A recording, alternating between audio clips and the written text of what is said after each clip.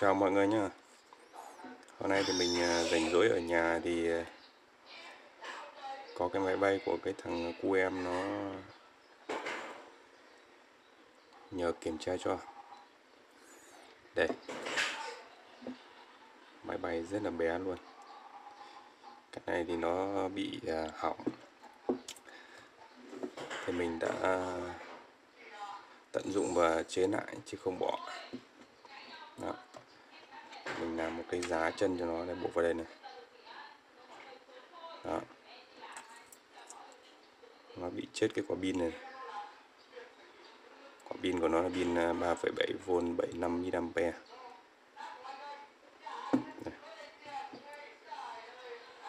Pin rất nhỏ. Quả pin này thì nó nằm ở trong cái phần đầu này. Đó. Nên là mình đã cắt bỏ đi. Pin này thì mình không tìm thấy có bán nữa. Thì mình đã đấu hai cái dây ra này, một dây đen và một dây đỏ ra. Cái thắc cắm ở đây. Đó. Để thành một cái bài. Đó. Cái nữa là cái điều khiển của nó này. Nguyên nhân chính của nó là nó bị hỏng cái công tắc này. Công tắc này rất là bé. Đây, để tháo ra cũng rất là dễ thôi. Mình rút cái này ra, sau đó mình vặn mấy con ốc này ra. Đó. Trong này nó được 4 quả pin. Thế thì mình sẽ tháo cái phần nắp này ra. Đó.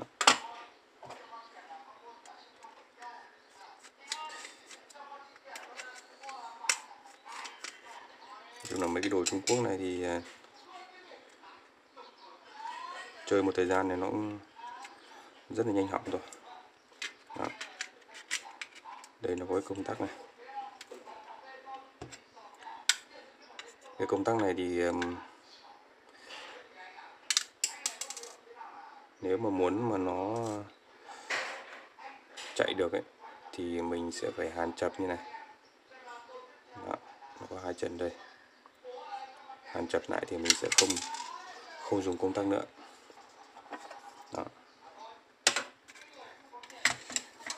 Thì là mình lắp pin vào thì nó sẽ chạy thôi. Nhưng ở đây thì mình nối hai cái dây ra. Đó. Để mình cắm vào. Đó. Và cái phần pin nuôi cho cái máy bay này thì mình sẽ dùng hai quả pin 18650 này. Cái này nó cũng là 3,7V. Mình đấu song song hai quả thì là mình sẽ được cái nguồn 3,7V và dung lượng lớn. Cắm vào. Đó. Và cái đèn đã nhấp nháy này. Đó.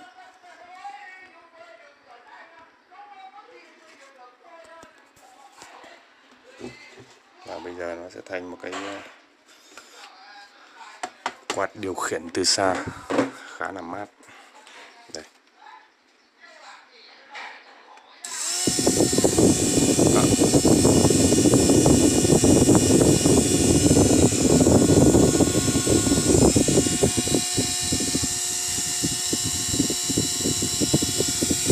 Cái này thì mình đo dòng của nó ăn đến khoảng xấp xỉ 1A đấy.